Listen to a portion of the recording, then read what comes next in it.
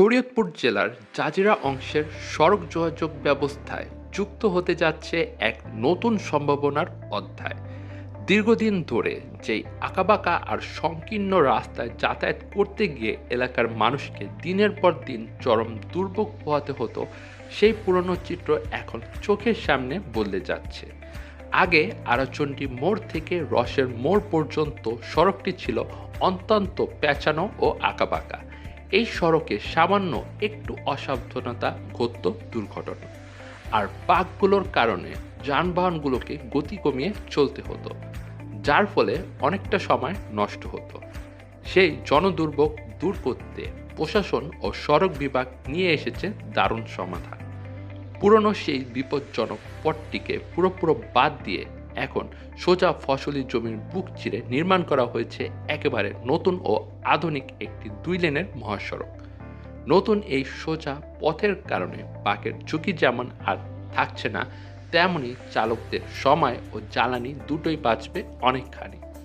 উন্নয়নের এই ধারাবাহিকতা কেবল আরাচণ্ডী থেকে রসের মোড়েই থেমে থাকেনি। রসের মোড় থেকে শুরু করে ঠান্ডার মোড় পর্যন্ত বিদ্যমান পুরনো সড়কটিতেও এসেছে বড় পরিবর্তন। আগে এই অংশের রাস্তাটি এতই সরু ছিল যে বিপরীত দিক থেকে দুটি বড় গাড়ি মুখোমুখি হলে পার হওয়া কঠিন হয়ে পড়ত। সেই ভোগান্তি মেটাতে সরু রাস্তাটিকে মহাসড়কের মাপে চওড়া ও প্রশস্ত করা হয়েছে। শুধু রাস্তা প্রশস্ত করাই নয়, এই পথের ওপর থাকা পুরনো নড়বড়ে ও ঝুঁকিপূর্ণ ছোট ছোট ব্রিজগুলো ভেঙে ফেলা হয়েছে।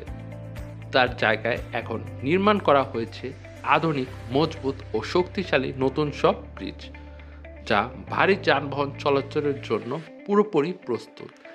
আরাচণ্ডী মোড় থেকে রসের মোড় হয়ে ঠান্ডার মোড় পুরো পথটি এখন আগের চেয়ে অনেক বেশি সোজা, চওড়া, দৃষ্টিনন্দন এবং শতভাগ নিরাপদ। এই মহাসড়কের কাজ পুরোপুরি শেষ হলে স্থানীয় কৃষক, ব্যবসায়ী থেকে শুরু করে সাধারণ যাত্রীদের যাতায়াত যেমন বহুগুণ সহজ হবে ও দ্রুত হবে, ঠিক তেমনি পুরো এলাকায় ব্যবসা বাণিজ্য ও অর্থনীতিতে তৈরি হবে নতুন এক বিপ্লব।